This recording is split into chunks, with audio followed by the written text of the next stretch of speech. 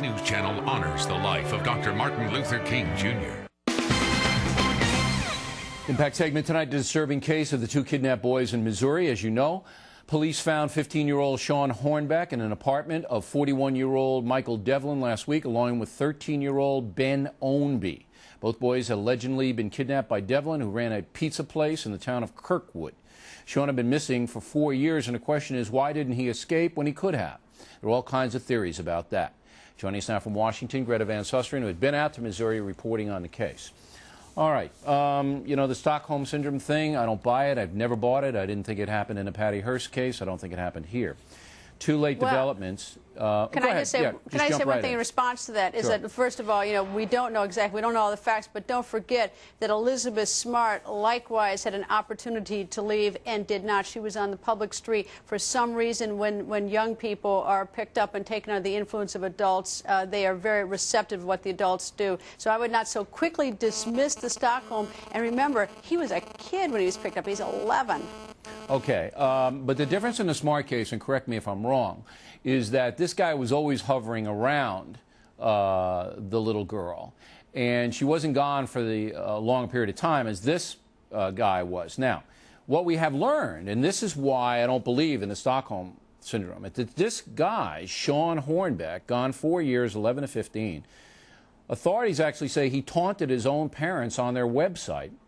He, you know, has got the piercings. I mean, this is a troubled kid, in my opinion.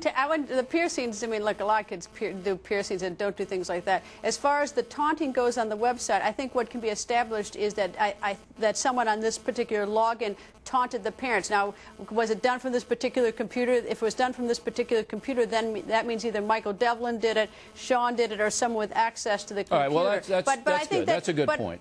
But he's also, I mean, let's not forget, he's a kid. He may be 15 now. I'm not buying this. If you're 11 years old or 12 years old, 13, and you have a strong bond with your family, okay, even if the guy threatens you this and that, you're riding your bike around, you got friends, the kid didn't go to school, there's all kinds of stuff. If you can get away, you get away. All right, if you're 11.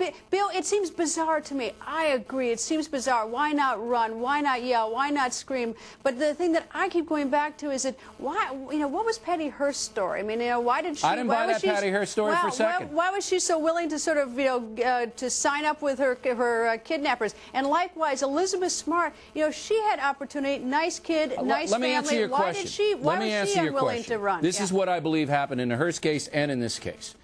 The situation that Hearst found herself in was exciting. She had a boring life. She was a child of privilege. All of a sudden, she's in with a bunch of charismatic thugs, and she enjoyed it.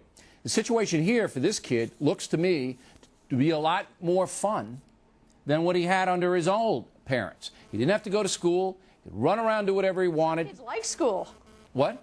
Some kids like school. Well, I don't believe this kid did.